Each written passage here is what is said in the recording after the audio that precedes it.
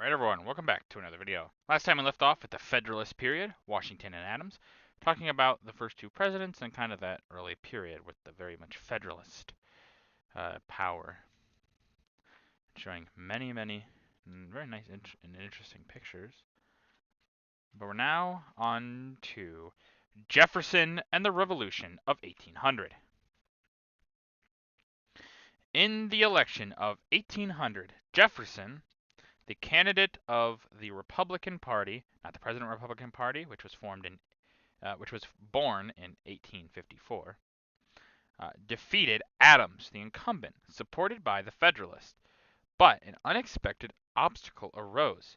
The original idea of the makers of the Constitution had been to arm each elector with two ballots.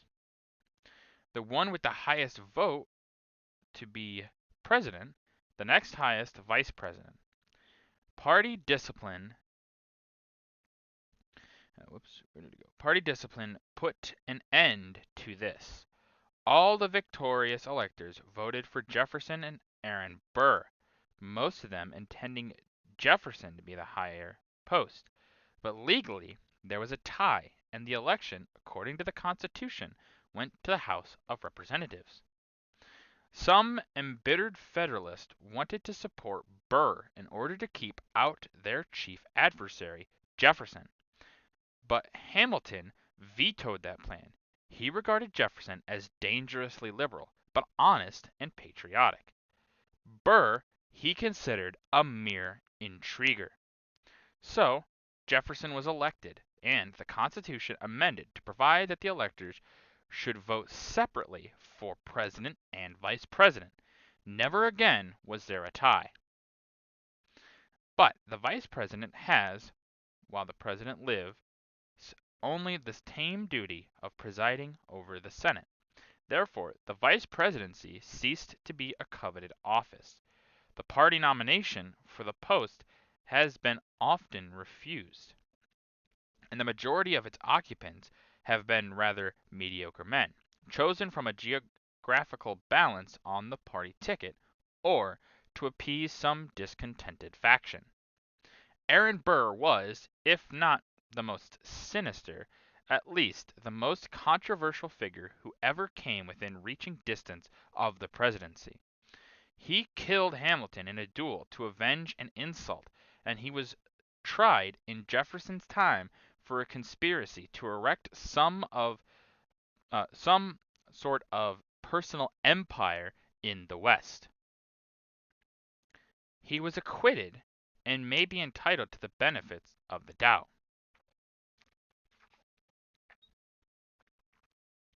Jefferson, conciliatory by nature, offered an olive branch to the opposing Federalists. In his inaugural address, the 4th of March, 1801, he said, "We are all Republicans, we are all Federalists.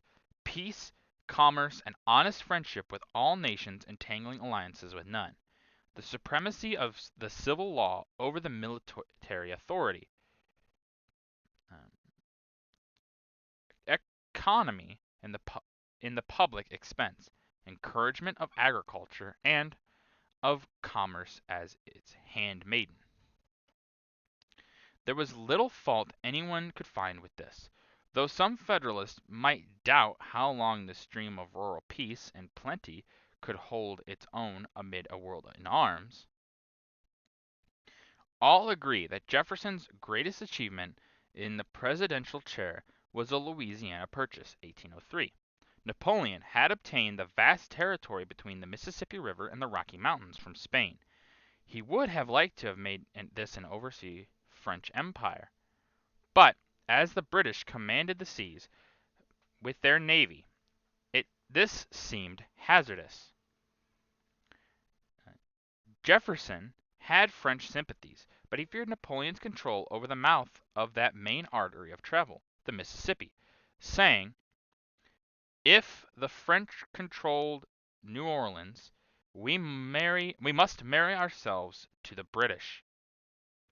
When Napoleon offered the whole territory for sale, Jefferson was eager to accept, although he had some characteristic scruples as to whether this whether this lay within constitutional power. The price, $15 million, was the best bargain the United States ever made. His next step was worthy of that other side of Jefferson, the amateur of science. He sent the Lewis and Clark expedition to explore the new lands up to the source of the Mississippi and Missouri rivers. Like most two-term presidents, Jefferson found his second term more difficult than his first. The European War led to many incidents of interference with neutral commerce by both France and England. So, as a last resort to avoid war, he imposed an embargo on the export trade to any belligerent. When President Theodore Roosevelt accused Jefferson of always doing what was most popular, he must have forgotten the embargo. The American shippers and sailors complained bitterly that they would rather run risks than cut off their trade altogether. Still, Jefferson, following Washington's example and refusing a third term, was able to secure the election of his close friend and fellow Virginian, James Madison, to the presidency. He continued to live on his estate Monticello to an advanced age, as an elder statesman of his party, and died on the same day as John Adams, the 4th of July, 1826, the 50th anniversary of his Declaration of Independence. Characteristically, in his self-chosen epitaph, he made no mention of his presidency, but claimed honor as the author of the Virginia Statute of Religious Freedom and the Declaration of Independence, and the University of Virginia, thus uniting the three enthusiasms of his life: religious liberty, political liberty, and popular education. His party, which in Jackson's time took its modern name of the Democratic Party, remained in power for 52 of the next 60 years. The Federalists never again won the presidency. The quarrels between Adams and Hamilton, the charge of unpatriotic conduct in the War of 1812, and, above all, the reliance on the rich, the well-born, and the able in an increasing democratic atmosphere, doomed it to extinction in James Monroe's time.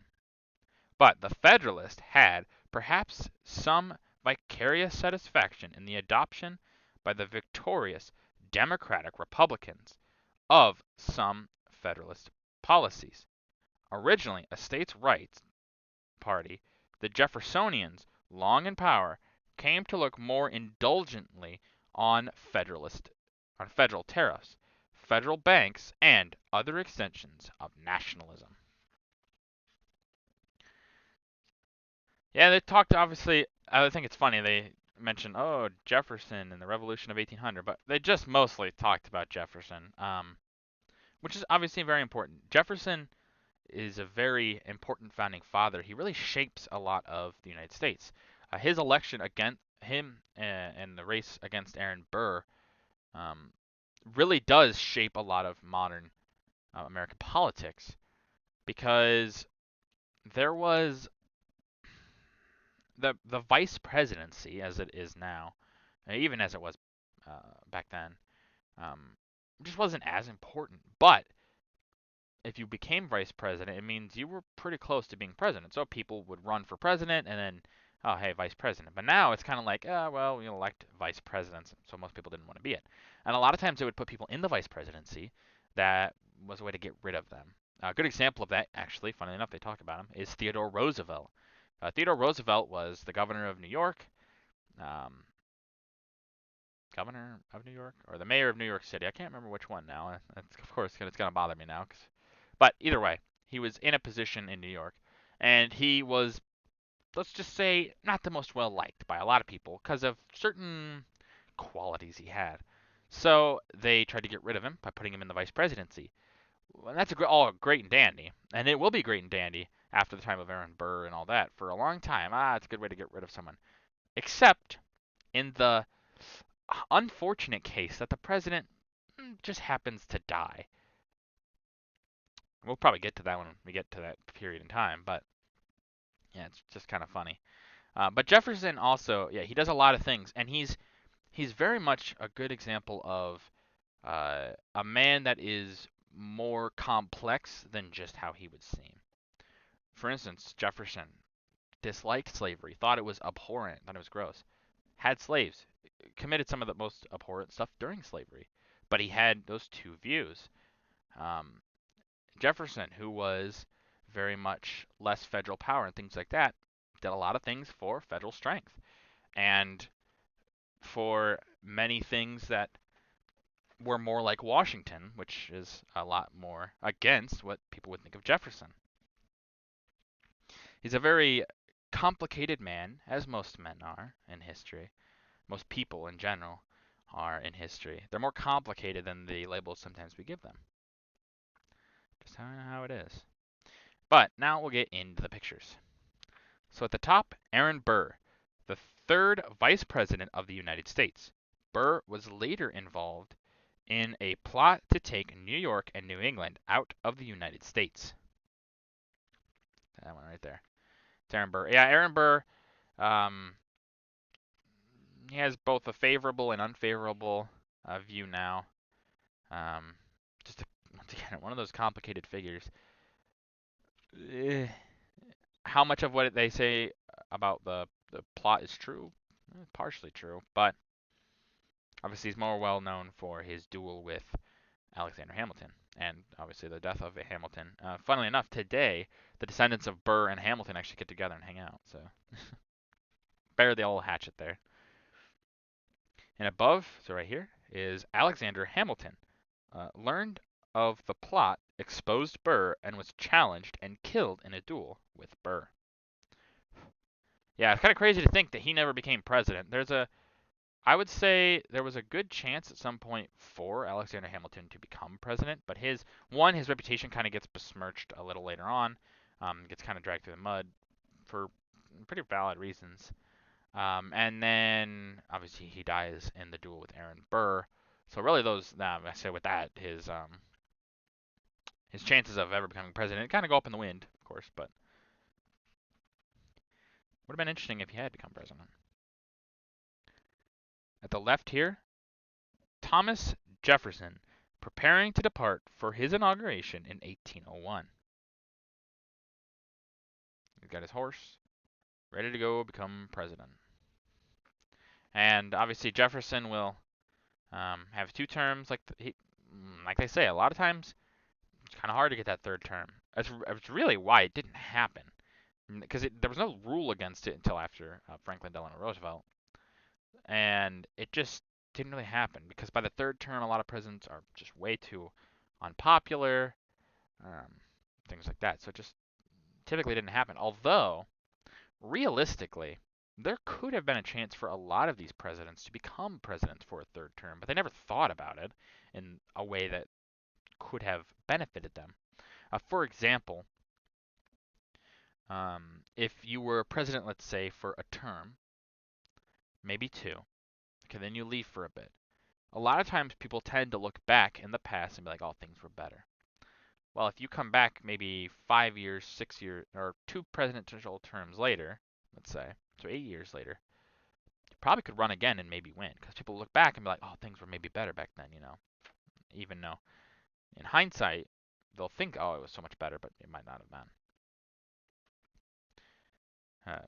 FDR is just a very special case. People had a very favorable opinion of him at the time. And if you ask people from that time, they still have quite a bit of favorable um, view of him. Even people like the children of those people who are alive today, obviously, have a very favorable view of FDR, even if looking back, maybe some of the things about FDR were not so rosy as we might think. At the top here is the White House in Washington, D.C. was not always the grand edifice that it is now, as can be seen in this sketch, probably drawn in 1799. Now you can see it's really not all that much. And it also wouldn't have been white at the time, it was green. It was green until basically the War of 1812, where it gets burned down by the British. and then they rebuild it, then it becomes white. Whitewashing over time eventually becomes white. So, yeah, they made a White House then. But before, it was actually more of a green color. So, just interesting. At the opposite bottom, Alexander Hamilton was mortally wounded in his duel with Aaron Burr. And so here you can see Burr. There's obviously Hamilton being shot and, well, mortally wounded, as they said. So at the top here, the Louisiana Purchase, 30th of April, 1803. President Jefferson had sent James Monroe to France to assist the American ambassador, Robert R. Livingston, in the purchase by the United States of the Isle of Orleans and West Florida. But Charles Maurice de Talleyrand, Napoleon's foreign minister, suggested that they buy the whole of Louisiana. The price was about $15 million. Yeah, $15 million for the Louisiana Purchase, just crazy. And yeah, Napoleon, he just needs money at this time, realistically. So he's like, just give him the whole thing. We just need the money. And I mean, yeah, it's kind of a crazy deal. And it's just funny to think. I'm surprised that it never happened, but there's a real case to be made that a government later probably could have claimed, like, oh, no, that wasn't a proper trade, because you got to remember, the Bourbons, who are still around, would have considered themselves still the rightful rulers of France. And so I'm surprised when King Louis's brother becomes king again after Napoleon's first dethroning, that he never tries to reclaim it. Maybe he just thought, it's too late now. Because it kind of was, to be fair. It was kind of too late at that point. And not like he could have really done anything at that point either.